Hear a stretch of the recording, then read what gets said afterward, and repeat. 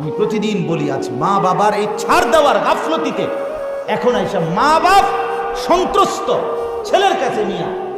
এটাকে কোনো পুরুষত্বের কথা হইল নাকি? নিয়ে বাপ মায় কয় না, হেতের ডর আয়, হেতে কন্যাই লাগবে। সহ্য কথা। এটা একটা ইবলিসের ষড়যন্ত্র। ইবলিস তার মাথা ঢুকাইছে।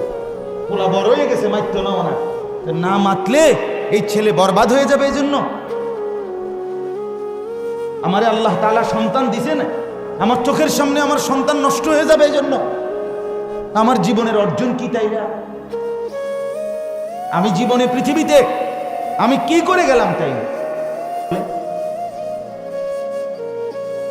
সবাই আমরা যদি হাল ছেড়ে দেই, সবাই যদি বলি আর সম্ভব না, সবাই যদি বলি এখনকার ছেলে পেলেকে আর নামাজি বানানো সম্ভব না, তাহলে কে করবে বাপ? কেমনে ঠিক হবে বলেন?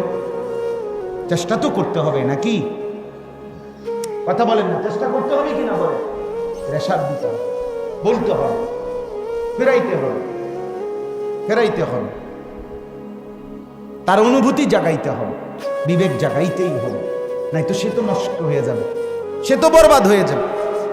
আজ তো গুনাহ তার কাছে মজা লাগতেছে, কিন্তু অচিরেই এত বেশি পেরেশানি তার মধ্যে আসবে, বারবার আফসোস করবে আর আল্লাহকে বলবে।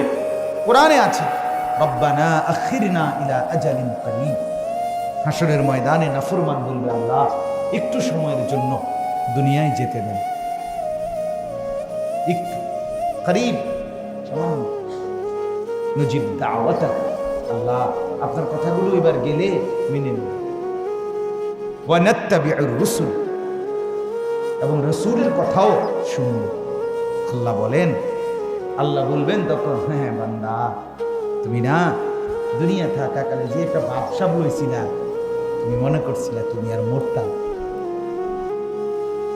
হ্যাঁ, তুমি ভাবছিলা তোমার এই জীবন, তোমার এই যৌবন, তোমার এই বেড়াগিরি, তোমার এই মাতবরি এটি শেষ হইত। তুমি এই একটা পজিশন গেছি। হ্যাঁ, কেমনে বেড়াগিরি দেখাইছিল? আজ তো দেখলা কিছুই নাই, শুধু আছি আমি আল্লাহ। আল্লাহ বলবেন যে আজ শুধু আছে কে? আজ শুধু আমি আছি। কই ক্ষমতা, কই বন্ধুরা, কই যারা তোমার লগে একসাথে তাফালিং করতো, তারা কো? মোটরসাইকেলটা কো? মোটরসাইকেলটা? হ্যাঁ, বান্ধবী কোথায় যে তোমারে বলছি রে তোমাকে যুগ যুগ ভালোবাসবো? অঙ্ক ভগরি, এই অসভ্য বেড়ি কই এখন? সেই নর্তকী কোথায়? বলো ভাইয়া, কিছুই থাকবে না দোস্ত, কিছুই। যদি বিশ্বাস না হয়, কবরস্থানে দাঁড়ায় দেখো, কবর মানুষগুলোকে জিজ্ঞাসা করো যে, হে কবরবাসী ভাই, আপনি কি ভেবেছিলেন এমন আপনি এতটা একাকী হয়ে যাবে? এতটা একাকী হয়ে যাবে। হাসরের মাঠ হয় নাই এখনো মনে করে। কতদিন থেকে কত বংশধর আমাদের আজ কত বছর ধরে কবরে পড়ে আছে, না জানি কেমন আছে কে জানে। এই প্রচন্ড বৃষ্টি তো পুরা মাটি ভিজা, তো আমার পূর্বপুরুষের যারা কবরে তাদের হালাত কেমন? প্রচন্ড শীতে তাদের অবস্থা কেমন? প্রচন্ড গরমে তাদের অবস্থা কেমন? বলে কেমন আছে যারা জিজ্ঞেস করে? এজন্য ছেলেরা, 2 জন পাইলেও আমি বলি, 10 জন পাইলেও বলি, বেশি পাইলেও বলি, বলতে থামি না, এই আশায় বলি।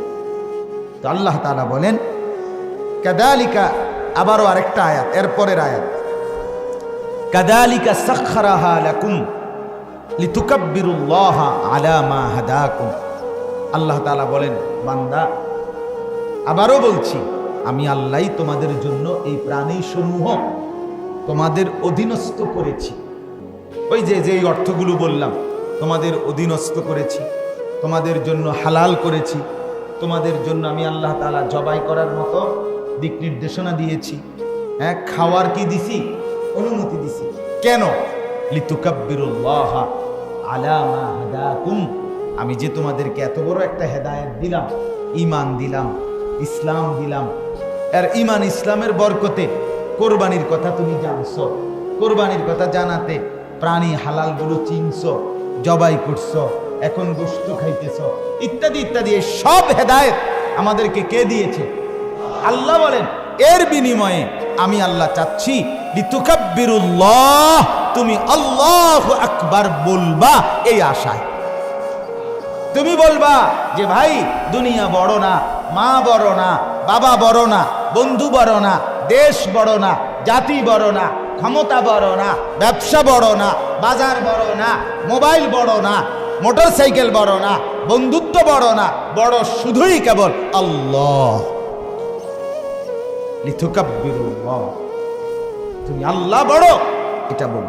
তার মানে নামাজের প্রথম শুরু, গোটা পৃথিবীকে গুড বাই জানাইয়া নামাজ শুরু করে বান্দা বলে যে পৃথিবী তোরা সব ছোট, আমি শুরু করছি আল্লাহু আকবার, আল্লাহই বল। আল্লাহ তাআলা বলে শুরু করো, ঠিক আছে, স্টার্টটা সুন্দর হয়েছে, বান্দা আল্লাহু আকবার শুরু করো, সুবহানাকা শুরু করো, সূরা ফাতিহা পড়ো। আল্লাহ তাআলা সর্বশেষ হাত বুলায়া বলে চাও, মাফ করো। এখন কি হয়েছে? মাফ করে দিলাম কইছে, আর এই সালাম ফিরে এই জন্য সুন্নত কি একবার কি বলা, আল্লাহু আকবার, আল্লাহু আকবার। সালাম ফিরাইয়া আল্লাহু আকবার বলে না, আবার, অর্থাৎ আবারও বেটা বলে আল্লাহই বড়। শুনেও, আমি যে ওই শুরুতে একবার আল্লাহকে বড় মনে করে শুরু করছিলাম, এখন সালাম ফিরাইয়া আমি আবারও বললাম আল্লাহই বড়। আমার আল্লাহ আমার ইবাদতে খুশি হয়ে আমারে মাফ করে দিছে। বলছি না আল্লাহ বড়, মানে বাপটা এরকম আর কি, যে বলছি না আল্লাহ বড়, মিয়া আল্লাহ বড়, আল্লাহ রাগ করে নাই, মাফ করে দিছে। কোরবানির ব্যাপারে আল্লাহ তাআলা বলেন, সর্বশেষ কথা হলো নবী ওয়াবাশশিরিল মুহসিনিন। আবারও শুনেন, আল্লাহ তাআলা বলেন, এই লম্বা আলোচনা আছে এই সূরাতে, সব কথা বলে আল্লাহ তাআলা সর্বশেষ বললেন ওয়াবাশশিরিল মুহসিনিন। বন্ধু, ঈদ বলেন, কোরবানি বলেন, গরু বলেন, ছাগল বলেন, জবাই বলেন, গোশত খাওয়া বলেন, সব কিছু যে যাই করছে, তবে এটা বলে দেন সবাইকে যে নেককার যারা, ফরহেজগার যারা, আমলওয়ালা যারা, নামাজ, রোজা, হজ, যাকাত, জিকির, তেলাওয়াত, কোরবানি, তাসবিহ, হারাম থেকে বাঁচা, এরকম নেক আমলের মাধ্যমে যারা জীবনটা কাটায়, বন্ধু বলে দেন তাদের জন্যই জান্নাতের সুসংবাদ।